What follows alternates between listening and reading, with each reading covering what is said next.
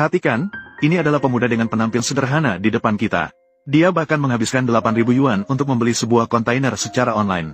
Tak pernah terbayangkan bahwa setelah modifikasi yang cerdas oleh pemuda itu, kontainer itu berubah menjadi sebuah studio yang indah dan fungsional. Ketika studio itu selesai dibangun dan produk ditampilkan, seluruh desa terkejut. Mereka pun bertepuk tangan dan memuji. Mereka memuji pemuda itu sebagai seseorang yang menerapkan ilmu yang didapat dan benar-benar berbakat. Ternyata pemuda itu adalah lulusan terbaik dari Universitas Desain Industri. Setelah lulus, dia tidak pergi ke kota besar untuk berkarir. Sebaliknya, dia memilih untuk kembali ke desa kampung halamannya dan memulai bisnis bersama pacarnya. Awalnya, ketika orang tuanya mengetahui hal itu, mereka sangat marah dan menyalahkan pemuda tersebut. Mereka bertanya mengapa dia harus meninggalkan kondisi yang baik di kota besar. Mengapa dia bersikeras kembali untuk berwirausaha, apa yang bisa dia capai di desa. Mereka bahkan sangat marah sehingga tidak memberikan sepeser pun kepada pemuda itu. Namun, pemuda itu tidak menghiraukannya dan merasa bahwa orang tuanya berpikir picik. Dia tetap berpegang pada pendiriannya. Beruntung pacarnya sangat mendukung pemuda tersebut. Dia tidak hanya mengeluarkan tabungan yang dikumpulkannya selama bertahun-tahun sebagai modal usaha untuk pemuda itu, tetapi juga secara langsung membantu pemuda itu dalam membangun.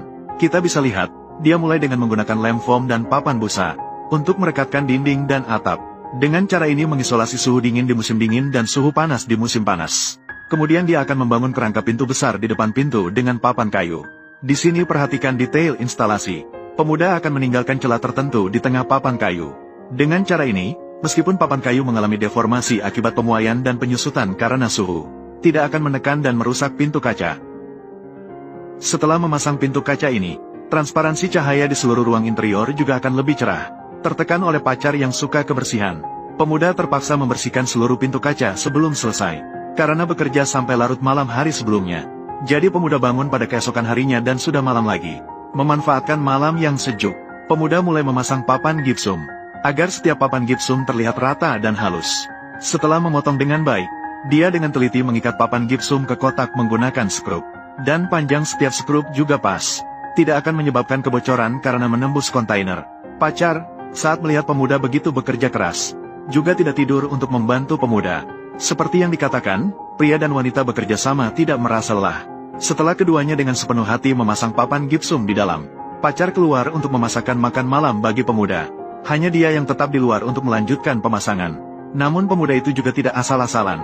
Bagian detail sambungan papan gips, dia menggunakan strip plastik untuk mengikatnya. Melihatnya seperti ini, juga sedikit terasa seperti rumah yang didekorasi sederhana. Istirahat sejenak, pemuda itu pun melanjutkan mendempul.